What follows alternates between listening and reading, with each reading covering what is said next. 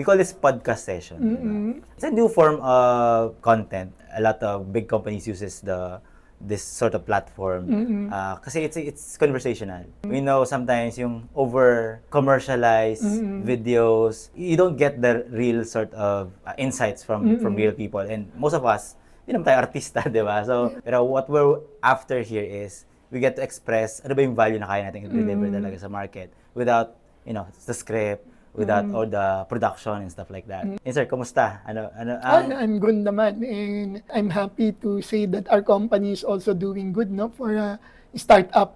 We go back, I think that's 2014. Yeah, tagal na. I never get to do this, pero I wanna personally thank you kasi that is my start in IT industry. That technically jumpstart my career in exploring all this world of, Microsoft. It was Miss Chrissy who actually referred me. I was her intern in Microsoft back then. Before I went to, back then it was still called Wizards Group.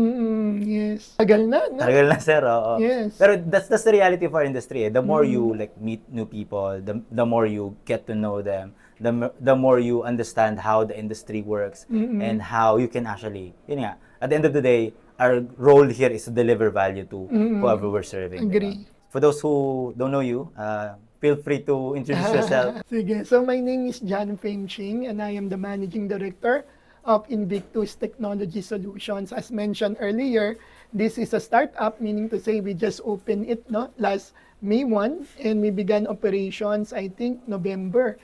So as Invictus, and we are offering Microsoft official learning products and CompTIA authorized learning courses. Now, prior to Invictus, I was connected with Entity Data Philippines. Shout out sa inyo. Yung Entity Data is a very, very good company na mention ni Lester a while ago that we met in Wizards Group way back in 2014. And Lester, I'm very happy to see you succeed. Very successful kayo ni Bella. You have gone a long, long way talaga. And I'm personally happy for that, to see your progress. And for me naman, back again sa IT, I was connected with Entity Data Philippines, dati Wizards Group, and before that it was DB Wizards. I was connected for 19 years. So 19 years, I served as a trainer, as a learning director, project manager, consultant, engagement manager, customer service, yung nakalimutan ko yung tawag nila doon, yung customer satisfaction na officer. And of course, I ended my work there as a learning director. And right now, I am Invictus. And with us, we carried instructors. All the instructors of Entity Data Philippines are with us. So if you think about it, sir, even though it's a startup, the experience is there. Yes, yes. And your sort of just, in a way, change the name. Pero at the end of the day, the kind of value you can deliver. It's still us. And I would like to thank Entity Data Philippines for giving us its blessings. Although, syempre, hindi naman pwedeng official because we know that it's from Japan. But literally, all of the officers there, or verbally, even the Japanese officers, they gave us their blessings because they decided to focus on their core business, and the learning capability was no longer continued. They gave us the blessings to continue the service. So this is like a continuation of our service, since the instructors are the same. We are there, even the operations officer, Vilma, is still there, with me, with us. So we would be giving the same value, if not more, Siyempre, we don't want na the same lang. We want every year to increase, to give more value to our IT community. It's a question. Aside from the fact na, okay, the continuity is a big advantage. Kasi yes. The more a company has been doing thing for a long time, obviously, that gives us the idea na they're doing it well. Now, what would you say now that it's now Invictus would be like a unique proposition that our potential trainers would get now that it's with Invictus? I thank you. Thank you for that question. I think the value is really the experience. Most of our trainers, we are priding that they are above 10 years of experience. As mentioned, they were with me, with us in Entity Data, and they agreed to stay with us here in Invictus. So it carries the value for the different organizations, our clientele, and of course future prospects, no, the value will be the skills of these instructors. And of course, for the customer service, our training officer, our sales, and me, no, we have 20 years of training, delivery, and operations etiquette. No, we know how to keep your data private. We know how to deal, no, with new clients as well as old. No, we both are equally important to us. Yes, sir. And of course, what's more important is not the courses that we sell. What's more important is really to know what are the needs of the customer, Exactly. to understand the pains. What is the training requirement? What is it for? Right? It's not just, for example, a course AC-104, which is very popular right now. It's Azure Administration, but it's more than Azure, that. sir, this is Yes, Microsoft Azure. it's Microsoft Azure. And it's more than that. Why is this needed? Who will be the participants? What is the goal of the company? And to be honest, Lester, the different courses that we offer, they are available bits and pieces in YouTube, right? People can do that, but YouTube is very limited. For one thing, you cannot ask questions real time, and you need to know what you need to search for to Yes, get sir. that. Okay, So, sir, add ko diyan. Ako personally is a YouTube creator, di ba? We don't intentionally give out everything. Yes, you do Yes. give out, the high level of it. You give out it's more of a form of marketing, di ba? Yes, To get yes. people interested. Yes, you do deliver value, but at the end of the day, you as the trainer, as the creator, it's not like just about the information that you get, but the experience of the person sharing it. And I think Agree. you have that with Invictus. Yes, agree on that one, no? Or aside from the fact that the YouTube creator will not be interacting with you, there's no hands-on labs. So usually because there are of course we can understand different companies. Some companies are really in a financial, difficulty Yes, sir. because of the pandemic. We know that they really have to cost cut. But for companies who are thinking and they have the means, no? For example, they have the money, but they say most cost effective is not to train people. Let them search in YouTube. Yeah, I think for partly it might be true, but just imagine the lot of wasted time that these Yes, sir. people will Trial and incur. error. Yes, and individually they are taking time. For example, what I'm searching for today might be different from what my colleague is searching for. We are not on the same page. As compared to, for example, sending us on a 5-day course, on a 4-day course. And by the way, Lester, just to let you know, Microsoft did so many things. They compressed the schedules that previously 5-day courses are now 4 days. Some are 3 days. Because they understand, they listen, no, that some companies are having a hard time to invest. Some are outrightly not investing anymore. So imagine in 4 days or 3 days, you are assured that these people are really training because they are there. If they are not there, there are attendance reports. No, we will send that this person only attended one of 2 days. Of course, the HR will question them why you are allocated for training and you attended only 1 out of 2 days. That is, sir, not everyone Yes. can train by themselves, di ba? Yes, that's also true. And at the same time, aside from making them up to date, no, or on the same page, of course, there is a live instructor that sir. will go around, ask for questions, or if it's a face-to-face training. By the way, face-to-face training is still the ideal. Yes, sir. But the COVID situation is still Especially, here sir, with yung us. technical, no? Kasi Yes. I myself is a self-learner. And nung naka-attend ako ng mga live training and I saw how immediately, di ba, you come up with a question, you ask it right away, immediately makukuha mo na yung answers. At the same time, there are things that, yes, I'm an advocate of online, di ba?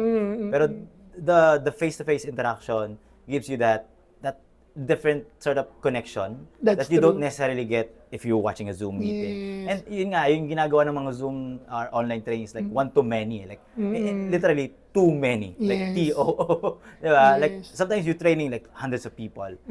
Yeah, that's true. Because they want to make the price very cheap. Sir. And especially the recorded videos, no? Because people will say, there are recorded videos, there are demos, I can learn from that. That is also true.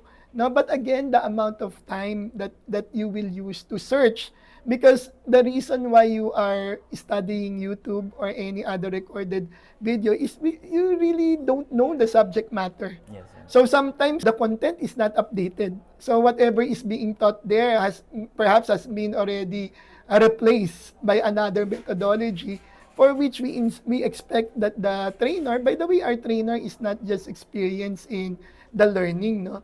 These are people who are really working Mga in the field. practitioners, Like sir. consultant, yeah, practitioner, they practice the technology. And that is the best trainer because they can match the concepts with real life applications. Yes, And sir. of course, the people can also ask questions that are related to their applications. But of course, we cannot address the actual application of a customer company because there's no NDA. Now, for example, Sir. if they give us the database, we will discourage them. Do not show us your database.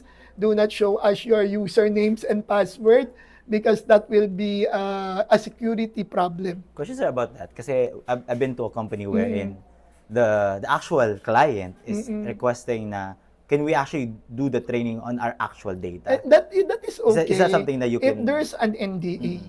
Kasi it makes sense, like, especially like, data of, like, if you're using dummy data, sometimes you don't get the Yes. actual learning. Parang kang nagda-drive na, you're not really driving the actual car that you'll be Yes. using. At the end of the day, every company has their own set of data that might be different from the way you approach Agree. the training environment. I mean, that's why there's this, sandboxes, diba? Kasi, you want to do hands-on training. Is that something that... Yeah, we can do that so long as Alright. there is a non-disclosure agreement as well as a liability clause that we are accepted. Although we are not supposed to touch anything. Yes, sir. No, so it's Kumbaga, not for learning purposes lang talaga. it's not the trainer who will actually do the work, no. He can just recommend, see the things that they are doing, recommend solutions, but it should be the information workers or the IT officers of the organization who should really work on that. So we need to have those liability clauses because, for example, the database was deleted.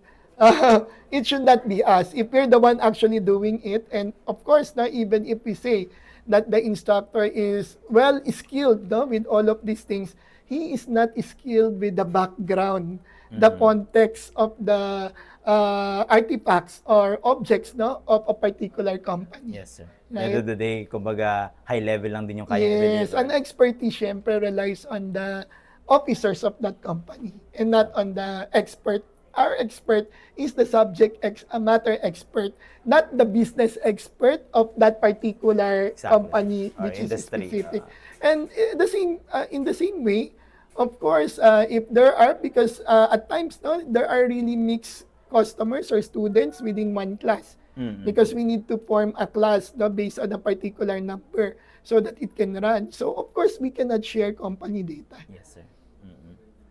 About, sir, syempre, we're pushing more on the idea na we get to get the best benefit from the training by doing it face to face. Do you also offer like online? We'll do that. We have a partner, but again, it depends on the instructor also. Or probably the topic Because din, no? yes, because at times some instructors, because of the pandemic, are no longer located in Metro Manila. So some of them, it depends. We do face to face, and if for example, if an instructor is located in Laguna and he is willing to have face to face on site, meaning to say customer site, they are willing to go there, then we can agree on a face to face training. And usually, what's good with us, potential customers, is that if you will be providing the training facilities, of course, the food and what have you within NCR, or as mentioned, although Laguna is not NCR, Around siguro. yes, the but if vicinity. Laguna is, for example, if the instructor in Laguna agrees to go there, we do not add costs. So the cost of the virtual training is the same. Normally, people will add cost to that. But of course, if it's sobrang going layo to, na. if it's Cebu, there's airfare whatsoever, of course, we need to add cost. And then if it's going to be, for example, in NCR, we have a partner in Makati. We hold the training in our center in Makati, wherein we will provide the computer, the food, and of course, the internet connection. There are added costs, of course. About sir, so we're talking about face-to-face. Mostly this is around Microsoft and CompTIA, no? Yes. Questions about, like say, I'm interested. I definitely wanted to learn. What sort of profile would be a perfect fit for the kind of trainings that we offer? Normally, we would, most of the courses or the outline, they outline the prerequisites. So we have courses ranging from basic up to, what do you call that, the advanced. So for example, for basic, we have what we call fundamentals. Or Okay. for example, you would want to be an Azure certified professional. By the way, I was not able to stress a while ago in the introduction that the difference of the courses, why, for example, I keep on saying there are official courses that are conducted by Microsoft certified trainers or CompTIA authorized trainers, no, is because of the quality, and at the same time, the official courses will not allow the non-certified trainers to teach them. Okay. Right? So That's a big deal, sir. most of these courses that we do are courses that will enable people to gain certification. That's the one thing that I forgot. And we also sell certification vouchers for Microsoft and CompTIA so that we can have customers. There are some customers that are not buying training from us, only certifications. So we do that also. And for example, for training, sometimes people get training without certification because they want only to learn the skills. That is also acceptable. So basically, we have, depending on the profile of the students, if the students have already a little background, they are already aware, they can skip the fundamentals and go directly to the course. The fundamentals are available online anyway. They can read about it So more. yun, sir. I think that's where the line crosses now.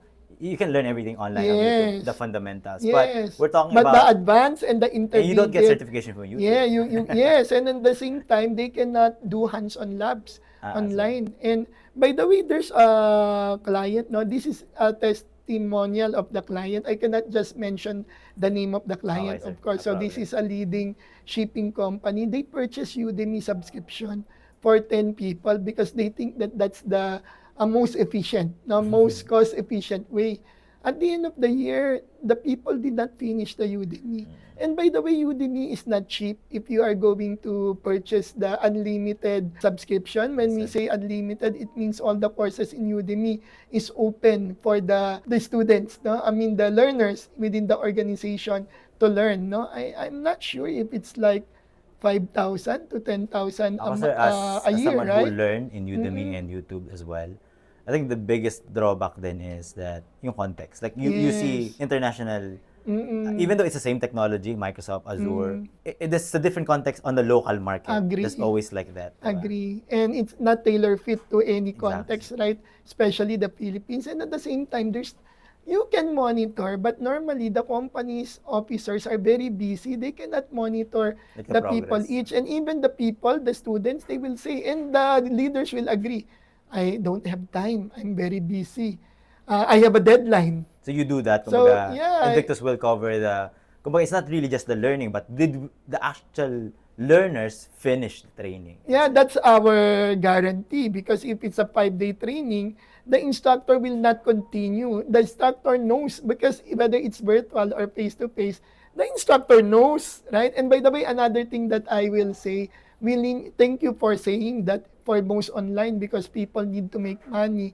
They are open for 100 participants. 100 participants as any, even schools, no? Sir. And they will say that it's too big to guarantee learning success. And another, sir, it's not really just the like the size of the class. It's also how you can like tailor fit the Connect learning. and how to connect to all 100.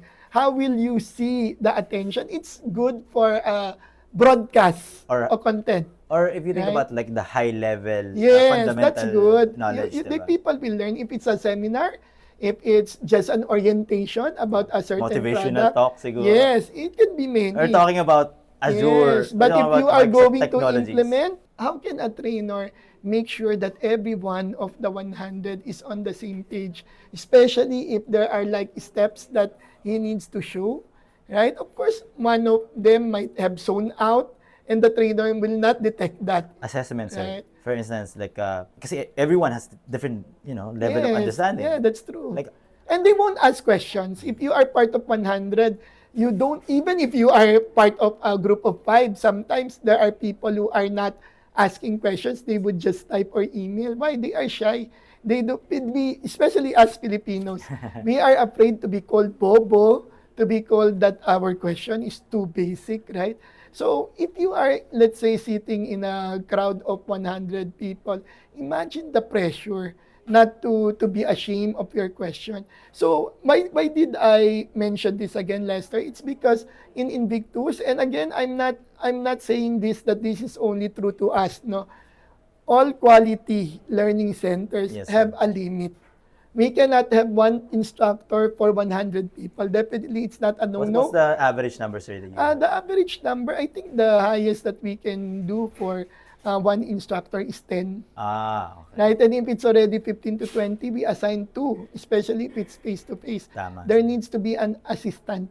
I think that's really what, kahit yung basic, like, elementary and tertiary, diba? Like, if it's too crowded, then obviously the quality of learning Yes, will it go will down. defeat learning. It will defeat the purpose. And now we're because- talking about skills that are highly valued, and Yes, you're working yes. for multi-million-dollar Yes, international companies, so yes. you And really have to know what you're doing. You are, of course, as mentioned a while ago, of course, it's a different thing if you are already part of the company with the NDA. Our instructor are not allowed to touch the system of the customer. But the employees of those customers are really touching production, data, what have you, right? Real data or objects, as you mentioned, multi-skills. No? Especially, let's just take, for example, right now, a lot of cyber hacking is happening. But you would wonder, these companies, no, those that are published, no, of course, I should not mention names, no, we might be sued. But we all know, no, there were announced in newspaper what are the different companies that were recently hacked, wherein the information of data privacy got leaked out, right? And because of that, they are scrambling now for cybersecurity. Why? Because the penalty for that is big. If they just let it go and they did not mind, okay, so what if they just got the email address, the password, and the name? So what? They didn't get the money. But even those email address and names, they are very important, especially if there are passwords, because sometimes the passwords are common for everything. No, not just for that particular system, but for all bank accounts, SSO. right? Yes, yes. Across the board, yes, And yeah. that's the big that's supporting what you mentioned earlier. Information workers are touching real data Sobrang with critical real ang role nila. implications. Now, will the companies, will you guys Will you risk that, gamble that these people are not trained enough, are not skilled enough? Because right now, I think, Lester, there's a pattern happening na why train? If we train them, they will just go to other companies. So we are just spending money. Internal na lang siya. Like, Right? they should have we like just train them sort of a internally. bond, no? But remember, because your internal people are not geared and they do not have KPIs, no, to really update their learning, sometimes the internal training team are 5 years outdated already, especially in cybersecurity. Especially in IT. Right? sir. And it's changing very fast, right? So internal training, while very important to cost save, should be complemented by these types of training that we deliver, which are being updated year on year. And even certifications, they get obsolete real fast. Like 3 years, they get obsolete. So our trainers have to recertify. They have to learn, no? Because the different providers like Microsoft and CompTIA, they refresh the learnings based on the direction of the current technology. So Consider that's the sa value. HubSpot every year. Like, Yes.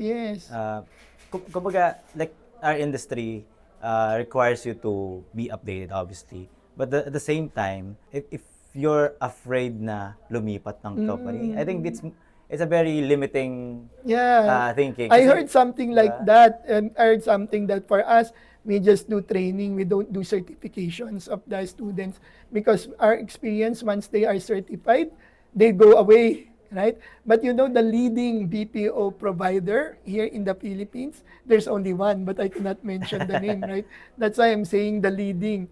Their trainings and certifications, they provide for all of their participants without any bond, without any contract. Why? Because their mother company in the States value, no, that the people will not be held by a bond. They give training and certifications with no bond. It's up to them. It's up to their HR. They challenge the HR to provide a good working environment so that these people will stay. Right? And you know, Lester, I'm looking at the pattern, especially after the pandemic. After the pandemic for a few years, I think 2020 to 2023, we can say that it's the employees' turn. Employees demand a lot, no, in 22. And right now, it's going back to the employer's turn, even in the States. Remember, in the States, people, even Google, I think it mentioned that permanently you will be working from home. But imagine in 2023, there are news that they are now recalling work from home as permanent. No, it's hybrid is allowed. Why?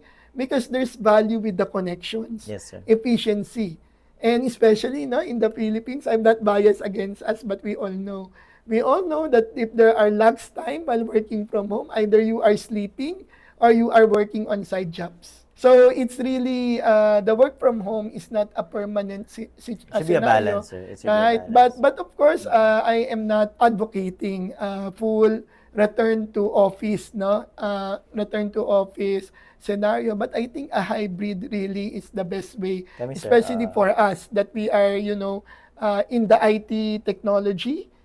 There is a hybrid. There should be a face-to-face connection with the employees. What I've learned, sir, is yung mga mechanical, I don't know if it is a politically correct word to use. Like yung routinary work that you can do on your own at home, taking phone calls and, it's something you can monitor. But if it's something that requires like deep thinking, deep connection, working with people. And collaborating. And collaboration. It's hard to collaborate Yeah. online. It's hard. But of course, it's right now, no? Right now, the companies are saving before. If, for example, people working here are coordinating with customers in the US, they really have to fly. But right now, I believe they just choose which activities need to fly to the US and which activities can be done remotely. Yeah, the technology allows us to do that. Yes, Pick and yes. choose and be sort of cost efficient. Yes. And that's what was really important. Pero in countries where you can really go, I've worked with people in the UK. Not just really in the UK. It's an ongoing thing na people going back hybrid. That I think is what's more common now than really just fully work from home, diba? But at the same time, the idea that you can actually move quickly is very, very important. Yes. And I think that's the part we don't really have much luxury. What really people are after is not about like what I can do at work, like what I can do going back to my family very Yes, quickly. of course. That's the reason why you work anyway, Yeah. right? And another thing, Lester, when I mentioned that slowly the companies are taking back, because during the pandemic, all the companies are very humanitarian. I would let you know that during the pandemic, most IT workers' salary went up, right? Because they are demanding more allowances. So the cost of business really went up. That's why the inflation, aside from the war, right? The different wars, but COVID itself has made inflation very, very high, no? Because of the supply shortage and the demand of the workers during that time. But right now, the companies are pulling away some of the benefits. So going back and relating it to the training industry, what's happening right now? Some companies, because they want to save money, why invest in training? We pirate. We get people outside. Somebody trained by Accenture, we just get them. Right? Somebody trained, let's say, in BPI, we pirate it to Metrobank. I think I can mention these names because they are generic names, no? Very branded names. So it will work for a time only. Because the people who are hopping, no, the people who are hopping around, what they are doing are increasing the money. But if you're an employer, Right. sir, if you're in the management, do you really want these people? Actually, Do you think they'll be loyal to you? Just they might not be loyal if you just get skilled workers from the outside. Again, there is a good mix. Of course, Yes, there are roles that are critical. There are roles that are, of high value. especially And technology, sir, yes, and diba? of course You you have get a people. big challenge that need an expertise of someone. Yes. Okay, you But get remember hire someone. those high-paying salary, if all companies stop investing on training, which most of them are doing right now. Attention to you. Most of them are doing right now, ha. A time will come that you are not able to replace these people because other companies are also doing your strategy. Other companies are pirating your senior guys. So if all your senior guys are gone, and you are not training a new breed of the juniors to become associate, because their training will be just follow the senior guys. Of course, it will work, no, following, but you still have to have a baseline training. That's where we come in. We make efficient the baseline training that you can train, let's say, 3, 4, 5 people at the same time. After the training, more or less, they have the same standard of knowledge. Then they follow the senior guy. It will be more efficient. If the senior guys goes out for whatever reason, then you can have the another branch of people, Another lane, right? And you do that continuously. That's the right approach. That's what we call. I'm not sure. Sorry, I forgot the term. I think it's part of transition management. It's part of getting ready. Because of course, for example, for me, if I'm still connected with Entity Data Philippines, in another 10 years, I will be retiring, for example. So if all of the skilled people, because for example, for the Philippines, let's say we have 1,000 skilled people. Sometimes these 1,000 people are just hopping around. But we need to increase the 1,000. It should not stay constant at 1,000. Why? What if part of the 1,000 goes outside, and it's happening? It's happening. Because people, there are times like Singapore is mass hiring, the United States is mass hiring, and there are like, for example, migration opportunities. Skilled people, even very loyal to the company when it's time for migration, future of their children, they consider Canada, they consider Australia. So they go, You right? don't even have to go outside the country, sir. Like, Yeah. technically, the BPOs are, like, they're getting They're clients getting from people, other countries. yes, yes. And they're bringing them here. So, if I am a skilled professional and I see an opportunity, I mean, I'm doing this Yeah, for you the will family. grab, right? I mean, we all talk about loyalty. That's important, obviously. But at the same time, you have to protect your company as well. Like, if this person, if I'm too reliant on this senior Guy. guy, Yeah, you will be crippled when the senior guy goes I've seen away. that happen, sir. Right? And there are many people, many things like, and that's why big companies like Accenture, they have redundancies. There is really a need. But again, they are big companies. I How about, sir, understand that. I know, like, cost will always be a challenge, Yes, obviously. yes. Pero like, how would you like propose, like for smaller company, obviously, na they can't have that Accenture level redundancy. And Yes. I even in my company, that's a challenge. If one of my guy Senior who've guys. I've been training for a while, suddenly, okay, I change direction. What sort of roadmap a company should take? I mean, obviously, getting more people trained. If that's not like within your budget, what sort of alternative do we have? I came from DB Wizards before wherein we were only like 200. I think in our highest, the highest number was 200 during back then. There is a mix of the levels. For Yes, sir. example, senior, associate, and junior. No, that those were our ranking before. Each company will have the right number of mix depending on the business that they have, no, the affordability for those mix. But of course, in general, of course, the higher number will be on the juniors, right? Because, for example, to pay a senior, you can hire 2 juniors already for one Yes, sir. senior. So you need to consider the mix, and eventually the juniors become the associates, and you have a bigger number of associates now. The associates become the seniors, right? And imagine if you keep on replenishing, no, their junior, you are ready for any eventuality. Because after a year or two, your number of seniors are the juniors of the past, right? Assuming that you have a good company that people will stay, no, long, then you have a big number of seniors, no, coming in a few years. without raising the salary that drastically. Yeah. Again, you are going to get people from the outside, but of course, you are going again to mix that variable. Again, people or companies need to invest again in training, because if not, as I've said, a time will come that they might have fewer people to hire from the outside, Yes, sir. or if they have people, the price or the salary is too high. Think about it, sir. It's more expensive to hire new ones to actually Yeah, that's true. That's true. Than get your to existing train people. Yes, because as I've said, in my comment a while ago, it's not just the technical skills. The existing people are familiar with the customer environment, the industry, and the diba? business, And how you do business. and your business, your process. A new guy will be familiar in 6 to That's 12 another months. cost. Right. Just think about it. Instead of training a new guy, like train an existing person that might have like long relationship with you.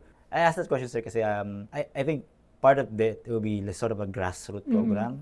Like, yes, we can train people within the company, but what if you are training them even before they come? I mean, I'm talking about like programs like, I don't know if you want to include this brand, pero I know Cisco, like my wife is working at Cisco. They have access to schools. Like, they training people from school. Yes, yes. That's happening now. The different vendors So imagine, are doing before that. they even get to an actual job, they have an idea how the technology works. I know Yes. Microsoft kind of doing that as well, but I feel like that's one approach that could, lessen. Imagine, like, they're training Microsoft. I definitely would want to find a job that's related to Microsoft.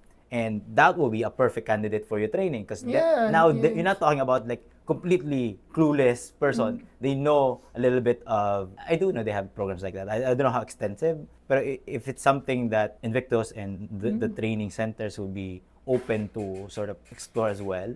I know it's another initiative, no? In fact, you're marketing to the students that don't even know that Cisco or Oracle or IBM actually exists. I didn't know my CompTIA before. That's something that I'm going to plug. That's why we have Yes, sir. packet sessions.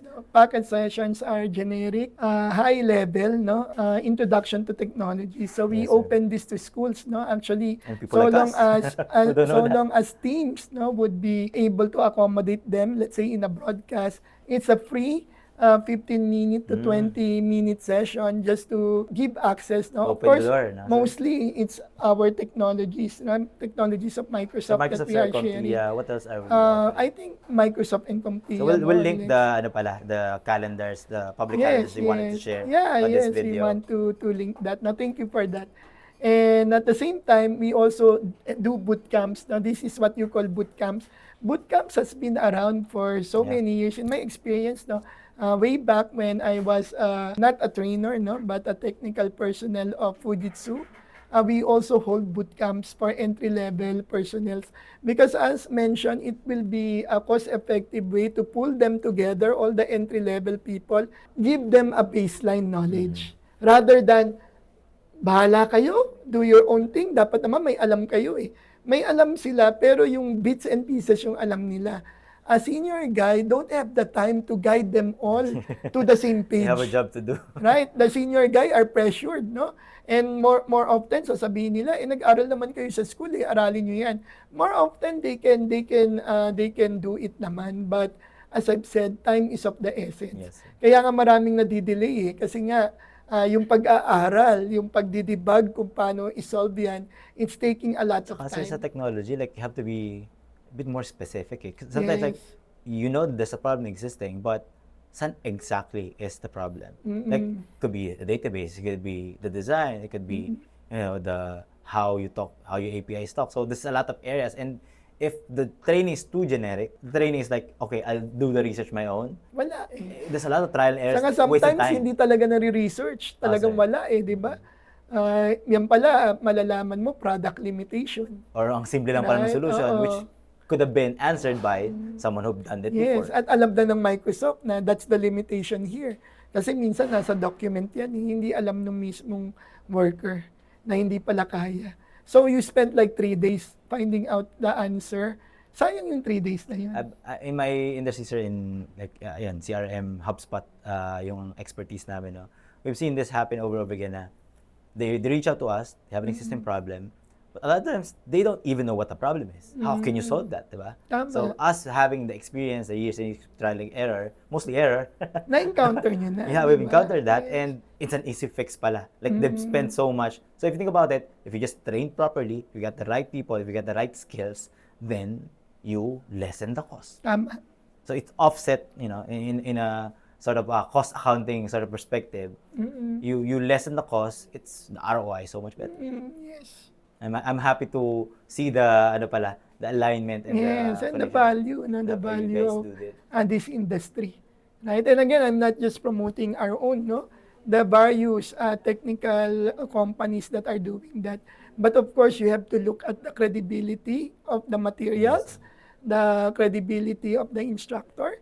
And again, for this type of official courses, no, the value, aside from helping people to certify, is that even the training certificates, these are recognized worldwide. Yes, sir. I've seen that happen. And Yes. nung una ako, like, before I graduated college, parang, I see college diploma as just a piece of paper. Yes. But there's a reason why There's it's there, diba? recognition. There's recognition, and Yes. there's a validity to it. I think the combination of that, you having the experience, the long years of experience doing the training, the validity, and obviously all the things that we talked about, how practical learning and face-to-face learning actually is the right fit for this kind of technology.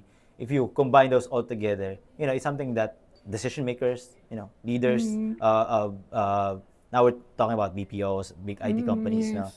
should definitely consider and Yes. look at. And yeah, I mean, it's there for a reason, diba? Education works for a reason, Yes. and I think us both in the same. Well, I mean, a little bit of a different field, like digital marketing, pero it's very similar, diba? It's an emerging market. It's continuously growing. IT obviously is there. It's not gonna go away anytime soon. Yeah, Microsoft as one of the obviously the biggest player in it. Yes. Having that skill is super valuable. We know that trainees will be different levels, but at the end of the day, sir, I think it's the leaders who should push for this. Yes, yes. And what's also becoming trend now is that I mean, most training centers right now, we are very flexible, broken schedules. No? Kasi because we know sometimes it's a challenge for them to send people, let's say 5 people, Monday to Friday, Monday to 1 week, they are gone from the office. So we sometimes make do with, for example, 2 schedules this week, another 2 schedules next week. No? So we do that. Just talk to us. No? Again, not just us. Of course, right now we're promoting our training center, but most companies are very flexible right now. No? Because again, we won't survive without the customers.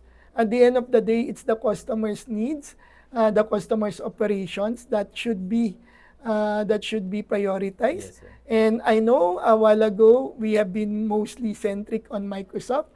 But aside from Microsoft, Lester, I'm happy to let you know and the audience know that we also have cybersecurity courses that are CompTIA. No? Again, this is another recognized practice. And just to add, no, we also have cybersecurity services, managed services, meaning to say we can help you monitor, do penetration testing. It's not really just about training. Yes, it's implement actually doing it. security. Yes, we are reselling that kind of services. So hopefully, this market, no, these people that we are reaching right now, hopefully, or you can make it, let's say, in bits, no, cybersecurity services. It will, what you call that, arouse interest, and they can talk to us. So cybersecurity is a very important training. And if that training, as mentioned, we have services to help on the security posture of these organizations. So hopefully we can reach the right audience, and the right audience can inquire from us. Yes, sir. So, yeah, I think this has been a very valuable conversation, Sir John, and I really appreciate the opportunity to, this is something that I've been looking forward to. I've been working in IT, I think, around 15 years, and obviously I'm more around digital marketing, but it's obviously connected to a lot of IT and B2B type of business, and you are exactly the type of companies I've worked with throughout the years, and everyone operates differently, but I've seen a pattern na it's always about like finding the right people in the right companies, diba? Yes. And it all boils down to, can we actually deliver the kind of, or solve the kind of problems that these industries. You mentioned banks, you mentioned a little bit of BPO, IT companies, obviously. There's also a big need, I think, for B2C companies like that retail. I've worked with a company that offers IT services to retail. Yes. They all need security. They all need people Yes. to be trained. And I think it all starts with the decision makers to have the right understanding and the right mindset na this is not an expense. This is more of Yes. investment. It's really an investment. It's an investment. Right? We just need, of course, people have to be intelligent, which training to pick, no? Because of course, the budget is not unlimited. No? It's limited per year, and you need to allocate that properly. But the value or the return will really be tremendous if Yes, sir. people are skilled. By the way, Lester, just to promote our slogan, no? We provide modern skills for modern work. There you go. So hopefully, you make as an option for your enablement needs, no? Especially if it's in the realm of Microsoft and CompTIA. Thank you, sir. So, yeah, and to close this, thank you, Sir Jan, Thank for, you for also. this session. And I think I'm looking forward to more. Yes. One of our main goal here is to really being a training company, be able to educate the right people with these kind of information to make sure that you're getting the benefits of this. Because a lot of times we're so overwhelmed with too many information, and being able to focus on this kind of stuff, which is definitely very, very important, is a must for especially for business decision makers here in the Philippines. So yeah, thank you so much for watching. And any last words, sir? Hi, thank you very to our much for audience? giving me this avenue. Of course, as mentioned, no, I wish your company, no, more success, more blessings in the future. And thank you for giving me time to promote our services. So once again, learning, certification, and cybersecurity managed services are some things that we provide. Hopefully, you reach out to us, no, and we get in touch for 2024 enabling activities. Thank you, sir. Thank you. Thank you. Thank you.